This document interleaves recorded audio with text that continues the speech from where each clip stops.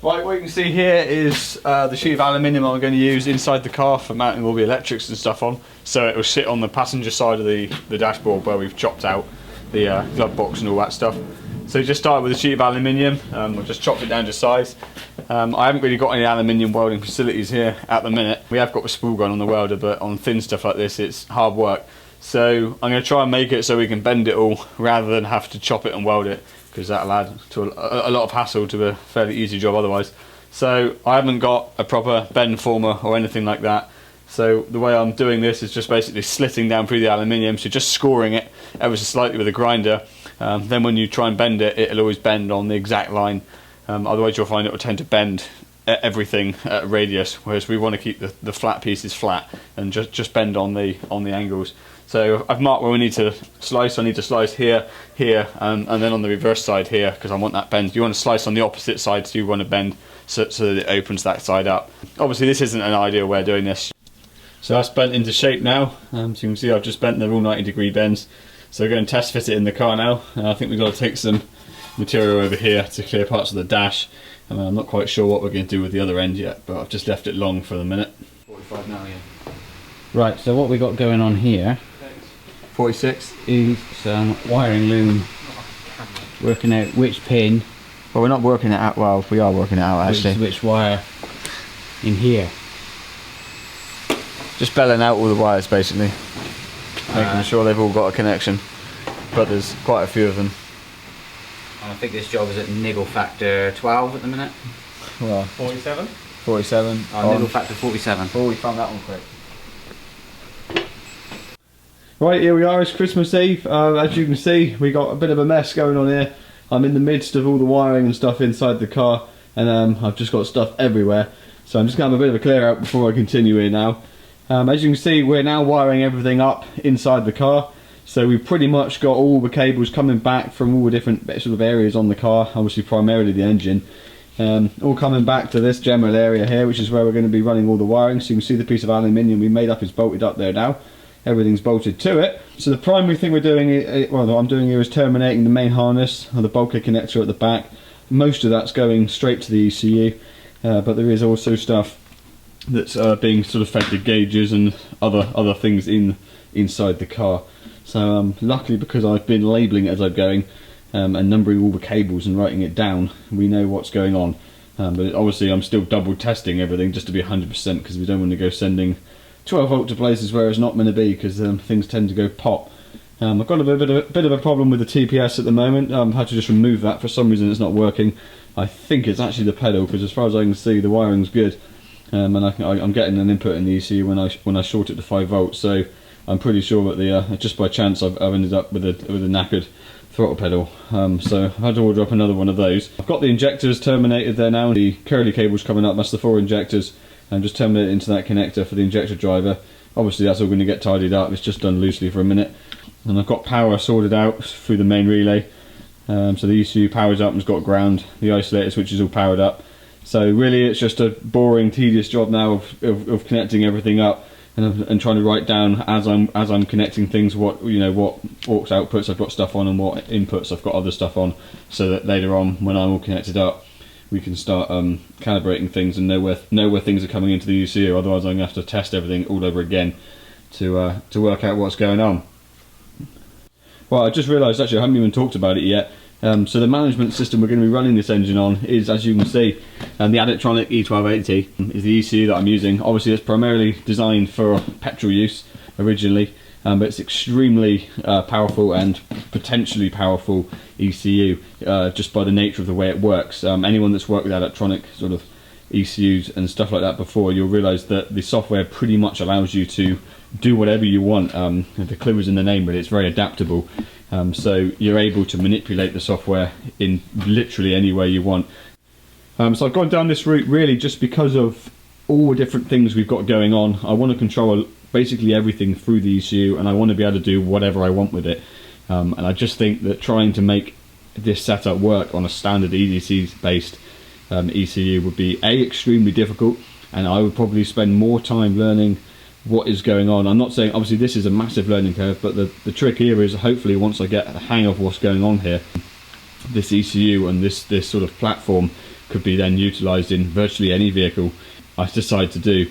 Whereas if you're kind of wasting huge amounts of time just basically forcing EDC to do things that it wasn't really meant to do, you waste a lot of time learning how to do it, and then it's kind of irrelevant when you go to do something else, is really the thought process. And I think it would be a major struggle to try and do what we're doing here with this level of non-standard parts. Basically, that's the thing. It's all so different. All the information coming back from sensors is just completely different. So you'd really need to know EDC inside out, I think, to have a chance in getting that working. Not to say it can't be done, it can definitely be done. So that's really the reason why I've gone down this road.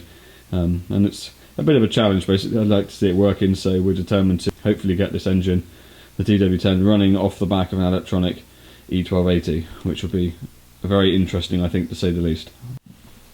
Right, evening. As you can see, there's lots of electrical activity still going on.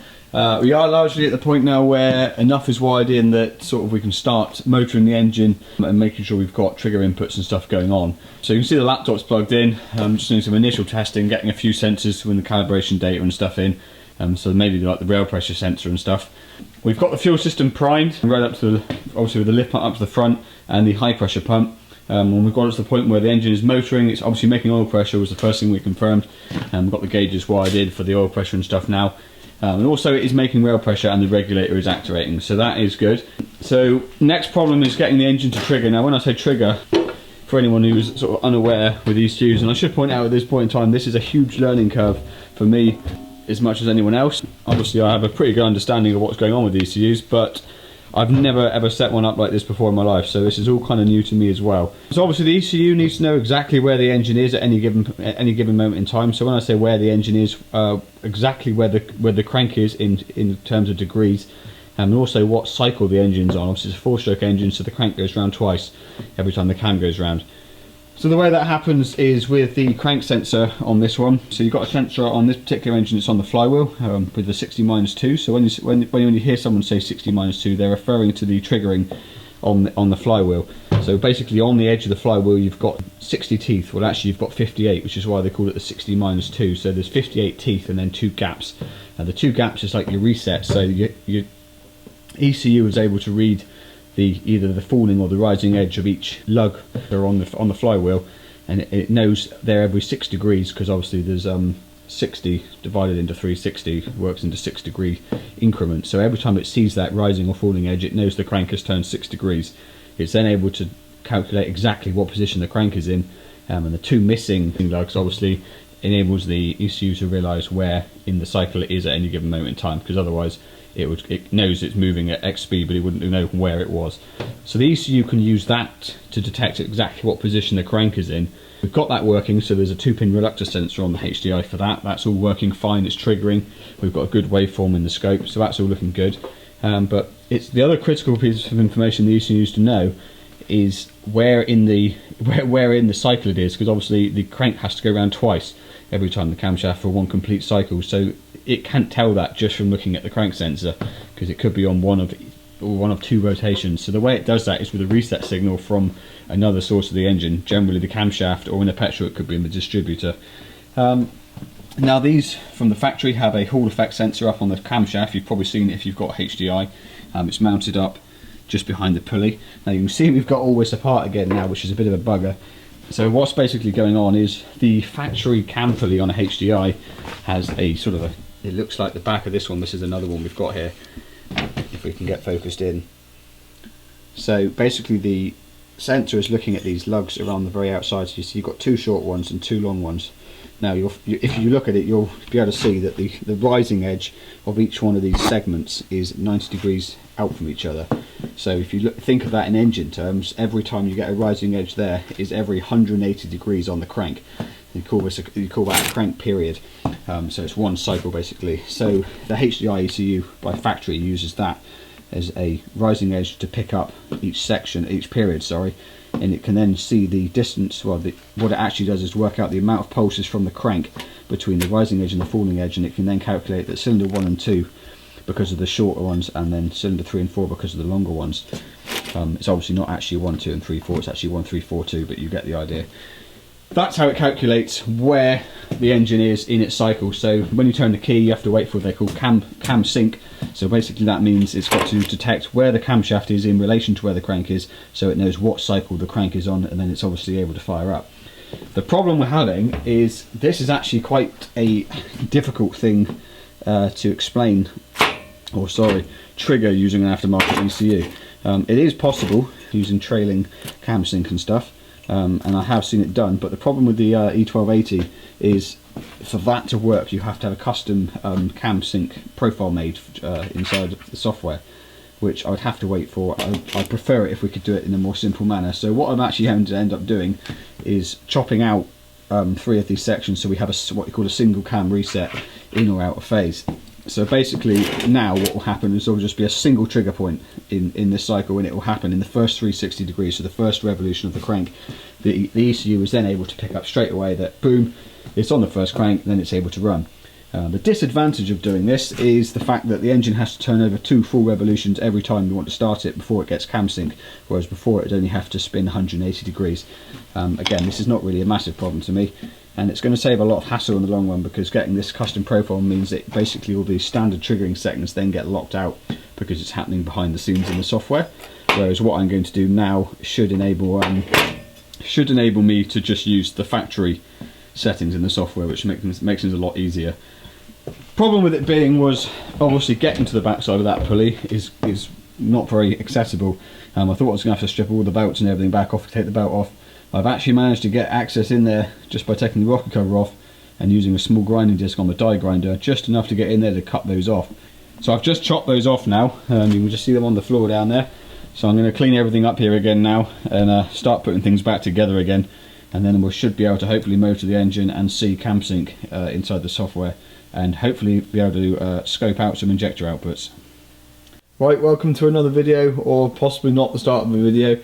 It's New Year's Day today. I've noticed there's been quite a few comments recently about the abrupt endings to videos and the random sort of cut-offs. Yeah, so I am quite aware of that. It is kind of annoying. The reason for it, as I've probably explained in a comment somewhere or multiple times, is really just that when I'm working on this thing, I'm doing these little bits and pieces everywhere, and I'm just like, the clips you see 2 or 3 minutes in between is like days in between for me. So I'll be picking the camera up and just doing a bit, and then picking the camera up another day and doing it a bit. And at the time, you sort of don't really know what's actually going to be happening with that clip, and if it's going to be with the clip you made before or another video. So you kind of don't really know when a video is starting and when another video's, when that video is ending and another one's starting. So everything kind of ends as if there's going to be another clip right after it. And then when I come to edit it, obviously I just have hundreds of clips like that, and I have to pick a bit of a cut-off point before we go on to the next video. So that's why none of the videos actually have what seems like an end to them, and rather just get cut off and then start on the next one again. So I will try and improve that, but I find it's quite difficult when you're only spending such short periods of time working on the car and trying to video as much as you can, which I have been failing with quite a bit recently, just because I've been really trying to get stuff done over the Christmas period. So you can see we're back inside the car again now. I can't remember exactly what happened in the last clip, so again, there'll be another situation where I'll have to look on the computer when I'm editing and see where we got to and snip this clip in. So this might be the start of the video, this might be halfway through. So we've got everything bolted up in the car to the piece of alley that we were cutting out in the previous video. I'll just go through what we got going on here for people that are interested. I do appreciate that maybe this side of things might not interest quite a lot of my sort of longer term viewers on YouTube, because obviously it's steering away from what we've kind of been about, sort of simple and big power diesels running on VEs and stuff like that. Sorry about that, there was another fail, the battery went flat in the camera. That was a couple of days ago now, so I can't quite remember where we got to, but I think I was just saying how we were inside the car here now and we've all wired up. So I was just going to go through what we've actually got going on here, just for anyone that's interested. So basically everything you can see here is involved in running the engine. I've kept it completely separate from any of the original wiring in the car, so it gets its own power feed. It's completely isolated, so it relies entirely on the new wiring, and nothing of the old stuff is being used here anymore. So effectively you've got the battery power coming in. There's an isolator switch at the bottom there, so you can kill the power to the rest of the system quite quickly and easily if there's any problems there. So that comes up to a main relay, which you can see on the left there, which is ignition controlled. So basically when the ignition on the car is turned on, this separate fuse block over here is then is then active, and this is where I've spurred all of my extra feeds from. So we've got some relays and stuff going on down the bottom. So we've got basically radiator fans, power steering pump, the fuel pump in the tank, and the injector driver. That's the power feeds for that. There's still more to wire in yet, but this is sort of where we are at the moment. Obviously directly above you've got the actual ECU itself, so that's an Adaptronic E1280, so that's as it comes. You can see the main connector in the bottom. That's actually a connector I bought with the ECU with tails on it. Kind of regret doing that. I know if I did it again I would just buy a completely blank connector and the pins, because it would have made for a much tidier install. The wiring would all be the same, but I had it so I've used it. In the top you can just see I've got my USB connection to the laptop, and also a serial connection, which is the serial out from my Innovate wideband controller, which is the little black box to the right hand side there. So that's basically giving an input into the ECU via serial. The big black box, as you remember making before, is your injector driver. You can see the plug hanging out the side there, and the smaller black box is the turbo actuator driver board to give power for that. You can see I've just got some connector terminal blocks underneath. So basically that's just my 5-volt rails, my 2 sensor grounds, and I've got some pull-up resistors and stuff just connected there in series, if you can see, and behind the wiring. That's just stuff like the TPS, which needs to see a pull-up before they work. And we've just got some gauge controllers and stuff down the bottom, and some buttons which are basically manual overrides for things like the fuel pump, the electric power steering, the radiator fans, just so you can turn them on and off manually, as well as having the ECU drive them. It's just useful when you're in the workshop here tuning and stuff, so you can turn off the power steering pump and stuff, because otherwise it's just killing the battery for no real reason. So it's now wired up enough in a sense that it should run. Obviously it's not going to just turn the key and fire up, but I mean from a wiring point of view it's wired. Now it's really software to get things working and sort the triggering out. There's still some sensors and stuff that need finalising, but they're all connected to inputs and really just require calibration.